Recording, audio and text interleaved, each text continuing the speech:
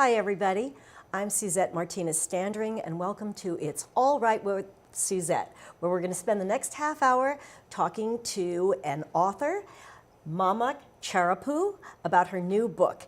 And if you're interested in money empowerment, this show is for you. So I'd like to welcome Mamak on the show today. Thank you. It's wonderful being here, Suzette. It's great to have you. You know, Mamak Charepoo is the CEO and founder of Charepoo Coaching and Consulting in Quincy.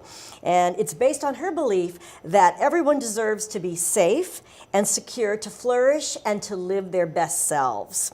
She's a speaker, a trainer, and a coach, and promotes money empowerment and embracing your worth. And today we're going to talk about the book that she is part of. She's a contributor in this book, Coaching for Powerful Change. So I'm really excited to talk to you about this because I've read the book and I love it. First of all, could you tell us a little bit about this book, Coaching for Powerful Change, The Keys to Unlocking Personal and Professional Transformation, a compilation by Diane E. Hayden, Ph.D. Tell us a little bit about what the book is about and what the reader might take away from it. Yes, this compilation, just like it said, it's a compilation of 14 coaches really offering some wonderful nuggets that someone can just at home start doing these exercises to start making shifts, powerful shifts in their life. So it's all around, it can be around how do you handle change? So that change can be a power of hope and healing. And a chapter on vulnerability, the power of vulnerability, especially for men. How do you find your authentic and creative leadership? And there's some very interpersonal chapters about how do you find me time? How do you find your purpose in life? And how do you find your work's purpose in life? And there are a couple chapters about relationships with the baby boomers. How do you find a really purposeful relationship and partnership?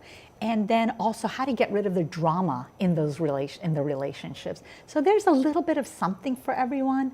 But the wonderful thing about this book that I loved being part of is that give us some tips that people can do right away so that they can make those changes. And that's really powerful. When they say, I can do this little thing and start making those changes, that's what excites me.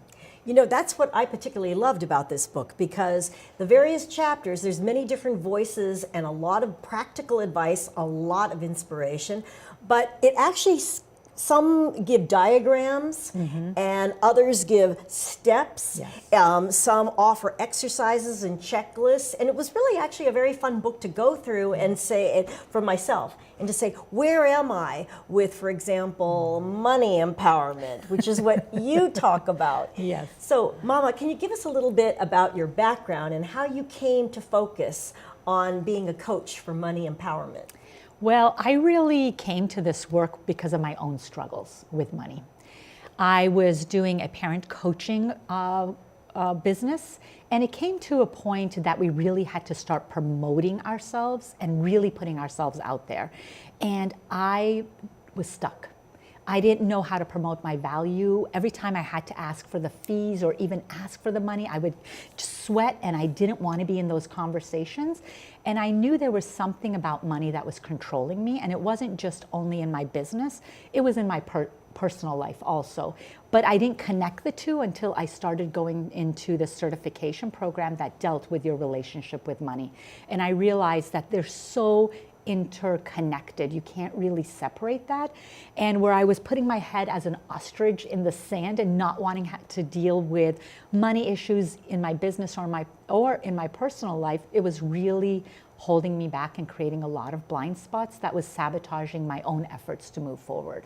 You know, I think as a woman, it's really difficult to be direct about, say, asking for money or stating a fee or asking for help. Yes. And so can you give us some key ingredients to your formula to overcome those kind of things? Yeah, I approach my clients and I approach any issue, and this is really a challenge, with our strengths. And all of us have strengths around our relationship with money. And those are strengths of how we show up in all of aspects of our life. So we can be very generous. We can love giving value. We can really be creative in how we take risks. And we can also have a lot of faith and optimism. And those values and those strengths that we have come in place of how we handle our money too. But those strengths can also cause blind spots. So I had a lot of faith and optimism. Everything's going to be okay. So that's why I didn't need to look at things. So it can also create blind spots. So how do we create that balance? How do we create a new mindset? And then what are the powerful actions we are going to take in regard to conversations, in regard to stating our value, and in regard to what are the aspects of our business and our personal life that we need to know? What are those money aspects that we need to know to feel in more control? I think that it really speaks to so many personal issues that especially women have when it comes to speaking our worth. Yes. Right? And to put ourselves out there. And one of the things I loved about your chapter was you talked about communicating that without seeming defensive or bossy or strident. And can you talk a little bit about that? About conveying it in a way with grace but with clarity? Beautiful. Grace and clarity. Beautiful. And it's really when we tap into who we are authentically, because there's no formula. I mean, there's a little bit of formula, but really when we try to fit ourselves into this is what I need to say, this is how I need to say it, but it doesn't feel authentic, we seem pushy.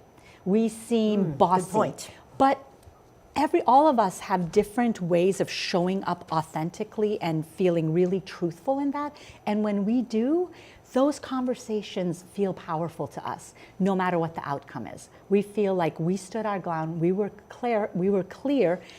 We can't control the outcome, but we can control who we are, and it feels really authentic in doing that.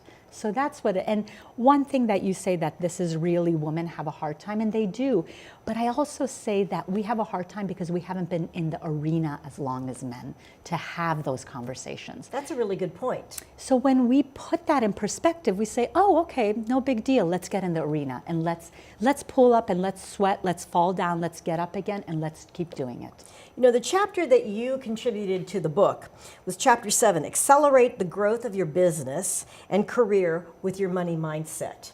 What do you encounter as the most common mindset obstacle when it comes to feeling empowered for career or advancing your needs for more money, etc.? What I find is that a lot of women that I speak to love giving. We love giving. We've been honed for thousands of years to give. And you don't want to separate that when you go into your work or your business. You want to give. You want to give amazing value. You don't want to let go of those things. But in regard to that, then we need to create clear boundaries where we feel safe and we feel valued, but at the same time, we're also giving our full self. So it's creating that balance again, and that's the problem that always comes up is like, I want to give amazing value, I want to be generous, but how do I do it so that I'm not giving so much of myself that I start having resentment, or I don't enjoy what I'm doing, or I feel undervalued? I often think of it as the holy use of the word no. And that is so hard to say no, because especially women, we're so nurturing and caring, and our first instinct is, well, I'll just do it. Exactly. I'll take care of it. But if you don't, it kind of, I don't know, maybe I'm wrong, but it seems like it detracts from the respect, professional respect. It does. It really does. And when you have those clear boundaries, and knowing that within those boundaries you are still generous, you are still giving amazing value, it's easier to say no. I'm off my emails at 4 o'clock. I'll be back on tomorrow. Or no, this is my fee. And you just sit in it very calmly. Yeah. You know, one of the best pieces of advice that I ever received was from Dave Lieber, a colleague of mine. And he said, you have to state your fee and then be quiet. And that's really hard, right? That's right. You don't need to explain. Yes. Yeah. Now, tell me how you came to get involved with this book, being a contributor. You know, I met a lady at one of the networkings, and we just hit it off right away. And it was just perfect timing, serendipity, that she was getting involved in this, Deb Elbaum. And she also did the foreword, and we somehow just really clicked, and she liked my work, and she said, would you like to be an author? And I'm like, me, an author? I'm not a writer. And it scared the bejesus out of me. And because it scared me, I said, I have to do it. Because I never saw myself as a writer or author. Those were not words that you would attach to my name. And But now it is. Now it is. So it was a really frightful but exciting proposition that I had to do. Well, yours is a very, very well-written chapter. And now I understand that you are a facilitator for Boston. The city of Boston has a big project to advance women in the area of salary negotiation. Yes. Negotiation, something that is very difficult for women. And tell us a little bit about the reach, the ambitious reach that it hopes to help women with. Right. They want to, in the next 5 years, reach 85,000 women in Boston area to give them the tools of how to negotiate every time when they are going into any kind of salary negotiation. And it's very thorough in the booklets that they give you, in the sheets, so that you have a really good start in how to prepare yourself for those negotiations.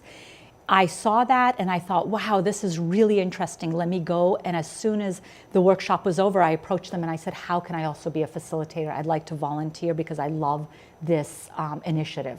So it's really needed. It's really needed in order for us to eliminate the pay gap. We need the skills to be able to know what to say in those conversations.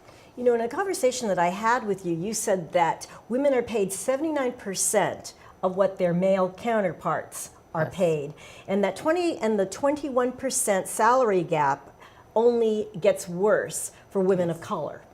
Absolutely, and even Hispanic women is even lower than that. It's Really? even lower, yes.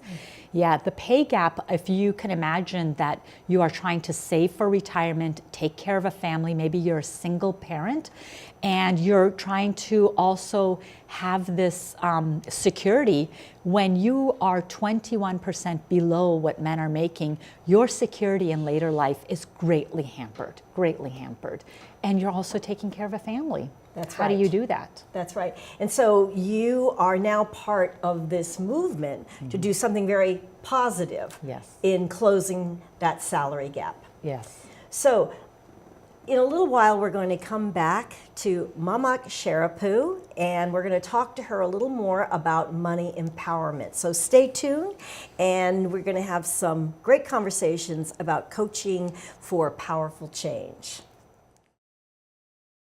Welcome back to It's All Right with Suzette, and our special guest today is Mamak Charepoo, the CEO and founder of Charepoo Coaching and Consulting in Quincy, and we are talking about money empowerment. Yes.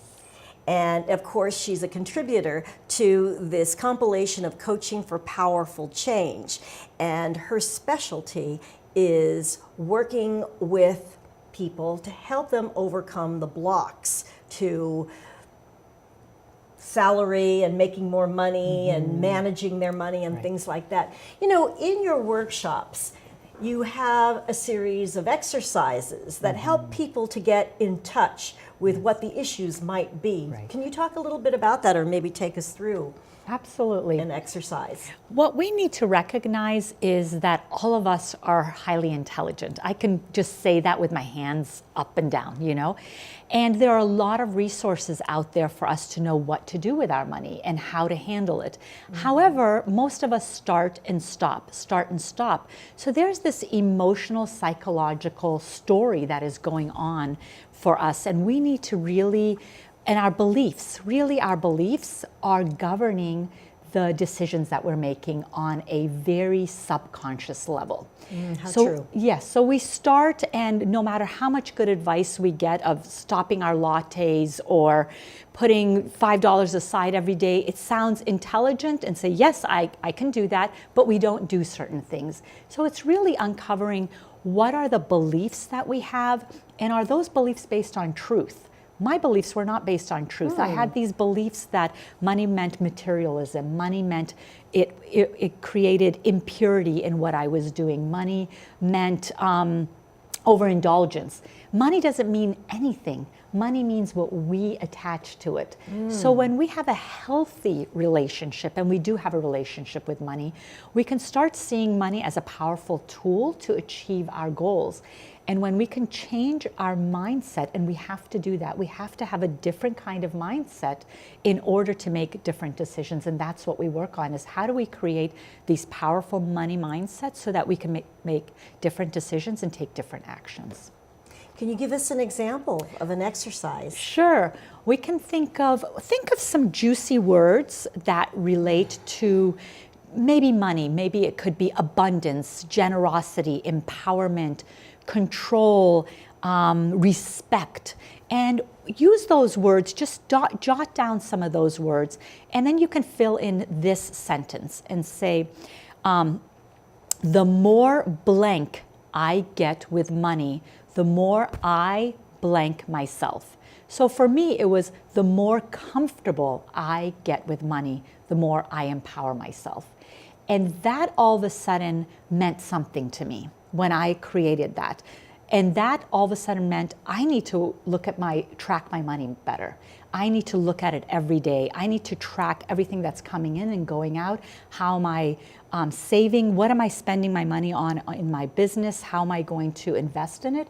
And all of a sudden, this very practical thing that people were telling me to do and I resisted doing because it was too boring for me, had a terribly strong connection to where my goal was. And I have not missed tracking and looking at my money for the last 2 years.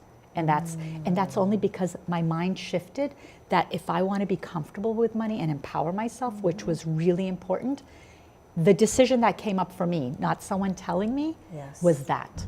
And that's the powerful thing about changing our money mindset, is that you already have the answers to what you need to do. It's just someone creating that space for you to trust the answer that's coming up, because if you come up with the answer, you will follow through with it instead of someone telling you what to do.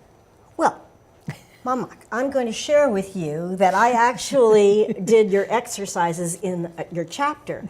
And it was kind of interesting for me to discover that sometimes I have a hard time asking for money or asking for the fee that I feel that I am deserving of, because number one, approval oriented, don't want to rock the boat, feeling like, oh, I've got to give them a break, you know, and putting myself below. And creating stories. Creating excuses for other people, basically. And my feeling was that I wanted to be charitable to them, and that was always also an undercurrent in my saying, oh no, that's okay, that's okay. But then when I did some of your exercises, I realized that the more empowered with money I can be, the more charitable I can be. I can be more generous with charities and people that actually need it, as opposed to, well, do us a favor and do it for free. And there are many, many organizations that really don't have a budget, and I completely understand it. At the same time, there are many that do, and I think that they try to slick you in there for free, feeling, you know, the old write for free, do for free, we're giving you exposure. And that might be true for some people, but I think when you reach a certain level, you have to have a sense of worth. Yes, exactly. And you hit upon a lot of different things in this wonderful story of how you applied that and how it shifted, is that you all of a sudden had a different definition for yourself of what charitable meant. Yes. And you realized that giving your services for free to certain populations or to certain organizations did not feel charitable. It felt you being undervalued. Or used, exactly. And then you were able to shift that I can be charitable, I am charitable, and this is the arena that I'm going to be charitable, and it feels like charity there. So you were able to shift that definition, and you got clarity for yourself on where that energy of charity, you don't want to stifle that energy of charity, but it got redirected somewhere else. in the right place. Yeah, and you know, this book, it also has other chapters by other writers that talk about paradigm shifts within yourself. Yes. Just changing the way you perceive something Yes. can make a big difference. And I got Absolutely. that from some of the other authors in this book. Yes, that is the core of all the chapters, is really by us making just one small shift in how we see things, it can create incredible, powerful change. Just that one sentence that I created for myself and that you started working on created a whole different paradigm shift for the way you're looking at your services and the way I approached my business. Now tell us, where can people take your money empowerment workshops or contact you for coaching? Right.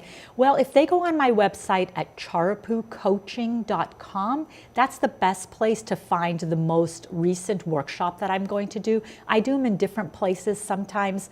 Right now, for the public, at the Boston Public Library, we have something scheduled. One is about building our inner wealth, which is really building our sense of worth from the inside. And the other one is to create a really fun way of creating a success plan on just starting to save and be mindful of what we're spending. So I think we're going to have a lot of fun at that, and that's in April. And you can find that on my website, that information for that. And the website again is? charepoocoaching.com, CHAREPOO coaching.com. Fantastic. And where can we buy this book? Well, you can buy this from me right now, or there is on Amazon. You can also go on Amazon and put Coaching for Powerful Change, and you can order from Amazon. Yes. Well, I would really encourage you to visit her website and to contact her, email. Just say hi, find out more about her. She's really a radiant spirit and a very inspirational. It's been great having you on the show, because I think that the issue of money is really important and one of the most difficult conversations to have on a personal level, much less on a negotiation level. Absolutely. So much of our self-esteem, our ego, our worth, our social status is based on how much money we have. And that's just, we've been conditioned to it. So we have to fight against that and really create a different paradigm for ourselves to really see our worth regardless of that. Exactly. And what I love about the work that you do is not about how much money you can amass. Yes. It's about self-esteem and self-worth. Exactly. Feeling that you are deserving, and you bring that confidence into your career and all of your dealings and negotiations. And I think that's really important. You said it beautifully. That's exactly it. Well, thank you, Mamak, for being with us on the show today. And we will see you on It's All Right with Suzette the next time. Thanks for tuning in.